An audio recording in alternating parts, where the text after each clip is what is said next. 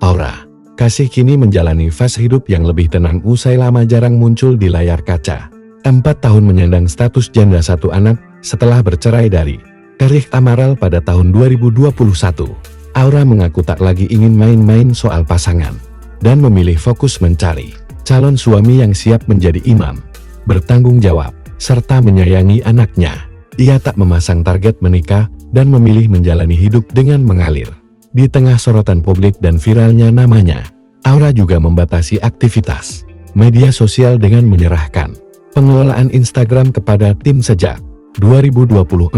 Dari sisi karir, penyanyi yang memulai debutnya lewat lagu hits Mari Bercinta ini telah mengurangi pekerjaan hiburan demi anak, meski sempat kembali ke dunia akting dan bahkan menjadi produser eksekutif film Anak Kunti pada tahun 2025. Menariknya, Aura Kasih kini disibukkan dengan aktivitas baru sebagai juru masak.